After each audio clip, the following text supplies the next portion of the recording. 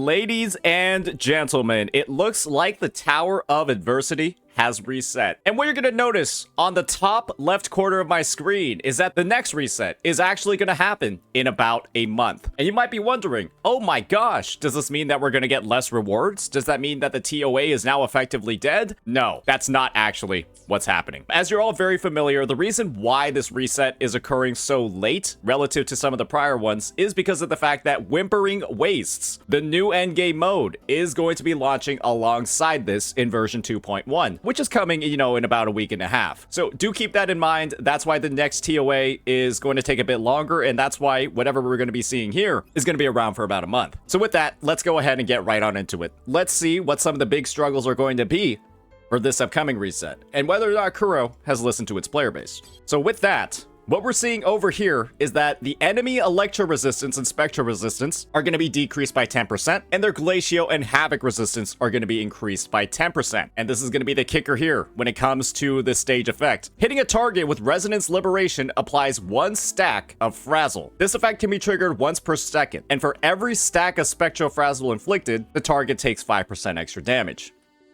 So what you can imagine here, right, is, well, ladies and gentlemen, it does appear that Phoebe is going to use Spectro Frazzle. She is the Spectro character releasing on the first half of version 2.1. And I do think that you have to simply be dumb at this point to not believe that she's going to inflict this debuff. So what this means, ladies and gentlemen, you're probably going to want Phoebe as well as maybe Spectro Rover on the same team to help build up that Spectro Frazzle and, actually clear this game mode a lot faster. Don't use the Havoc version because the Havoc resistance is going to be increased by 10%. And maybe don't think about using Carlotta either because, well, the Glacio resistance is going to be increased by 10%. So my top picks for this side are obviously going to be, because of that Spectro resistance debuff, I would recommend using Jinhsi, Xiangli, and a character like Yinlin. That's probably going to end up being pretty good. Or you can even go ahead and if you're feeling, like you want to make use of some of the investments on your account, you could go ahead and maybe use Calcaro too. So right off the bat, I'm hoping that this debuff over here isn't going to be too strong or too powerful. We're going to do a little bit of testing to see, how impactful this whole Spectral Frazzle dynamic is. Do keep in mind that this is based off hitting with the Resonance Liberation. And so characters with multiple Resonance Liberation casts should actually be pretty strong in the game mode. Think of a character like Xiangli who kind of deals Resonance Liberation damage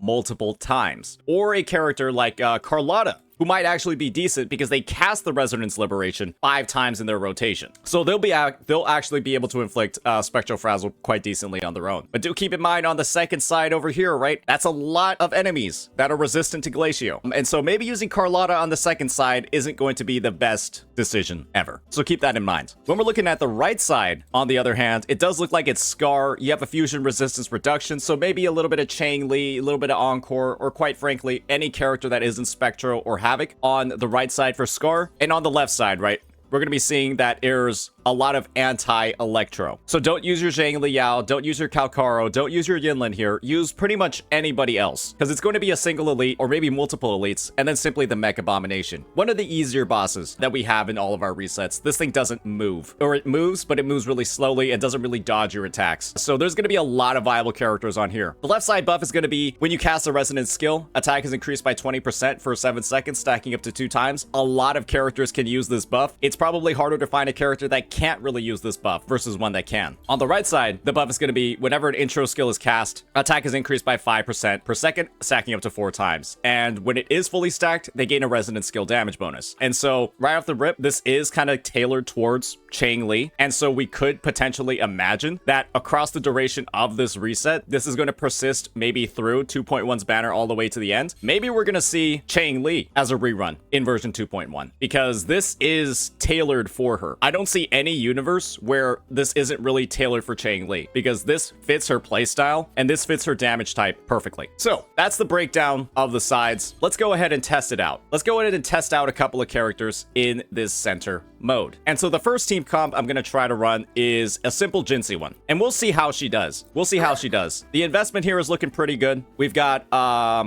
Jeja on really high crit rate. We've got a Jinhsi with really high crit rate. And for the Verena, high ER and variation. So we're looking pretty good. I'm feeling pretty happy. Let's give this a try and see how we do. And we'll try to run this team on both sides, knowing that Jinhsi is currently on banner. So yeah, we just start off with the Jinhsi combo to build up her Forte circuit faster. We're gonna swap out over to Jeja. Do a little bit of that. And then get our Verena out there and ready to go. And hit the parry. Take heed my calling. Let it end. Land that. Boom. Hit a nice 340k. Here comes a helper. Together we fight. And he's broken. The sky beckons. Sacred light. And now he is getting melted. Now we're just back on Jeja. Going to attack a little bit. Witness the Get up that liberation again. And then go back on Verena. A pretty simple combo to just, you know, cycle through the character. It does look like we're inflicting like one stack of Spectro Frazzle, but it's not like a lot. Here comes together we fight. And Jinhsi is great against the monkey, right? Jinhsi is great against the monkey. When she crits. Capture the spark. Otis, life is in everything. The fruit of ever strike is one. Take form. So be it. All right, and we should finish it here. So, high investment Jinhsi makes this a pretty simple fight, pretty easy. But do keep in mind, ladies and gentlemen, on at least this floor in the tower, you're gaining almost no real buffs at all unless you're using a character that can inflict Spectral Frazzle. And the problem with this, right, is we're hitting with the Resonance Liberation, right? We're not really stacking up this Spectral Frazzle debuff very high. And so the only benefit that we're really gaining here is the Spectral Resistance reduction. So this could be a bit of a challenge, especially for accounts that are underinvested. So I really do recommend, if you are using the Jinhsi team, have pretty good investment on the characters. I don't think that was like a super blazing fast clear, but this is a Jinhsi that has a lot of investment. So we do have to keep that in mind. And obviously one of her best in slot supports too. But Jeja isn't doing that much either. That glacial resistance reduction we're seeing on this side. So the next floor could be a little bit spicy for some players. And that's because it's 3 Glacio. And, of course, the Impermanence Heron. And ladies and gentlemen, I do believe that this could pose a problem for some people, especially for some accounts. Because, well, if you pulled Carlotta, she's not going to do good here. If you pulled Camellia, she's not really going to do good here. And as you can see from the account that I'm using right now, Xiangli is kind of the best choice. And so we're going to go ahead and run this team and see how it does with a little bit of Shorekeeper and a little bit of Yinlin too. And we'll just make sure that we adjust the gear and make it good. Because the impatient ones will for most players, right, you are sharing your String Master and you are sharing your coordinated attack set. And we're ready to go. 80, 246 with Shorekeeper. We're going to have a great time. And let's give this a spin. Faster. Yay. Zapstring, the stage is yours. Do keep in mind the Shorekeeper is R1, so we're getting quite a bit of benefit here. Tear them to pieces. Time to wrap it up. Obey me. Variable elimination. Pierce through the stars. Doing some big damage. Reconfiguration. And it does look like this wave actually spawns with 2 elites. Reconfiguration. So having a little bit of AoE here, great idea. Complete overhaul. Great idea. And we're able to clear both of these in one rotation. Loading. Astral modulation. Tear them to pieces. I've had enough. Get lost. Obey me. Think you got permission? Variable elimination. All shall reveal And Xiangli does appear to be doing a lot of damage.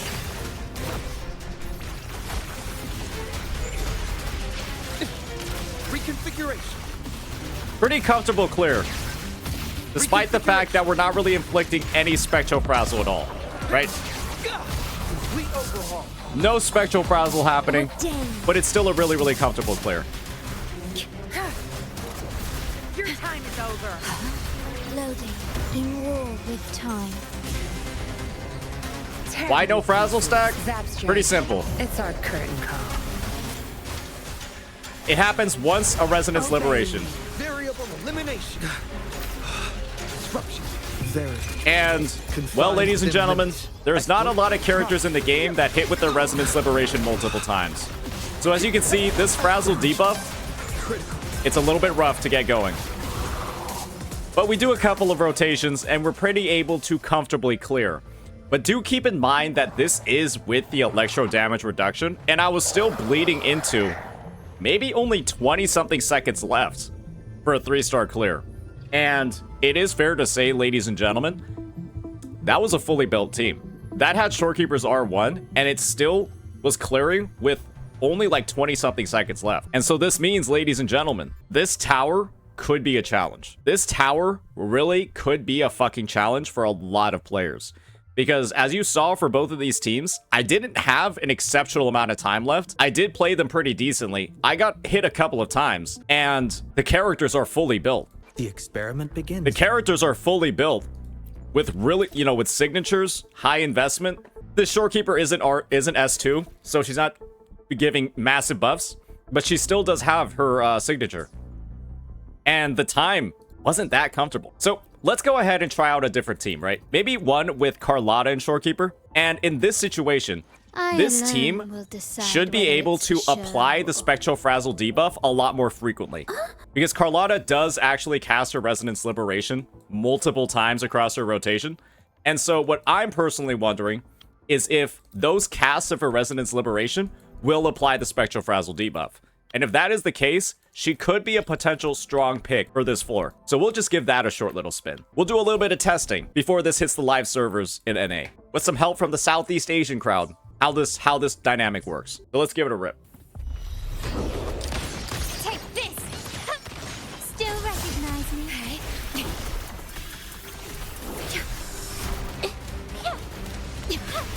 In war with time. Instantly capture the spark! And now we're just cycling through.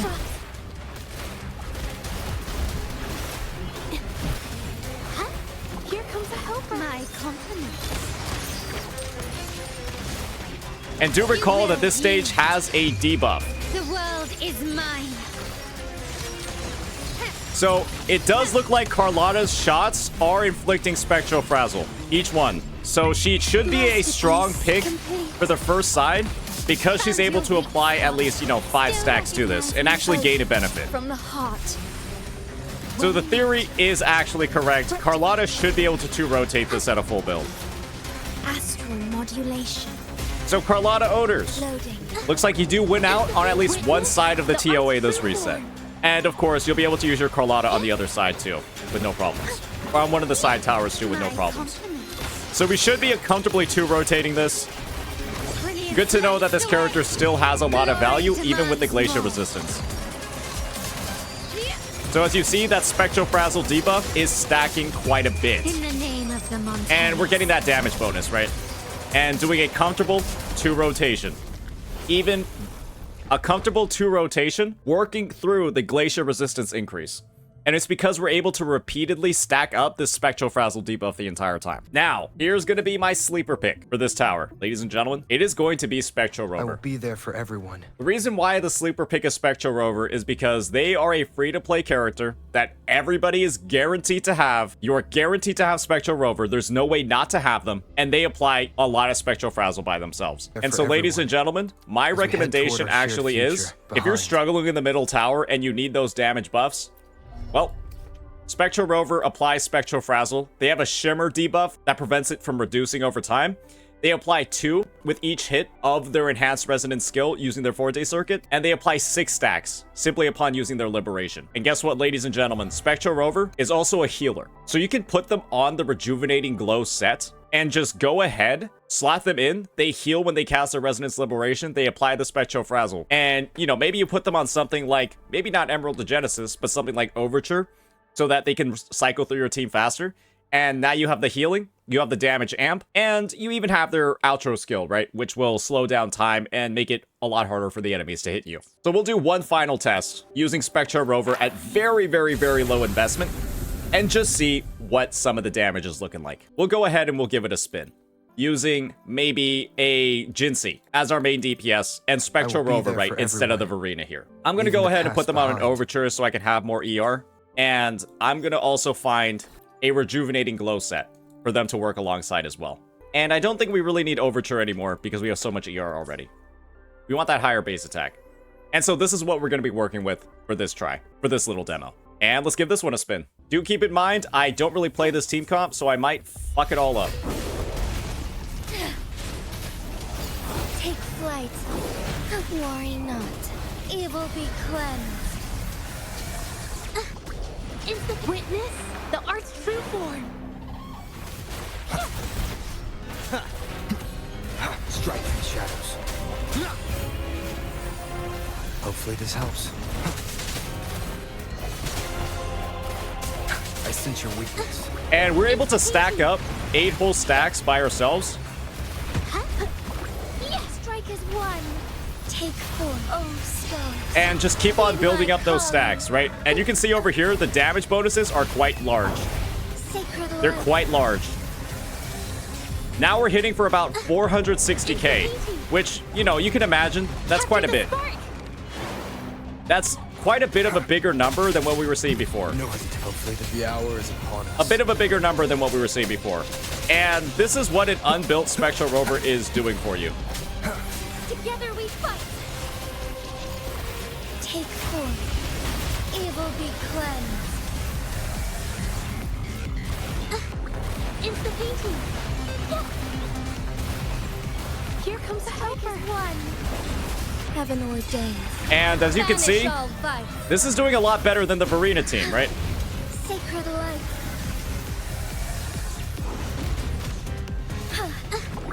Instant painting. And yeah, we'll just finish it off here. We almost 2-rotated. So, as you can see, that's kind of my recommendation for a free-to-play player that's kind of struggling. This does better than Verena or Shorekeeper. And we have kind of the evidence that it does. Just put them on the healing set, stack up those bonuses, let your DPS run wild with all of the Spectral Frazzle stacks up because Rover's going to be able to get around 8 to 10 depending on your rotation. And that's going to be an absurd amount of damage amp. And so with that, this is a dark horse in this lineup. I don't think the side matchups are really going to be too complicated, so we're not going to be covering them for today.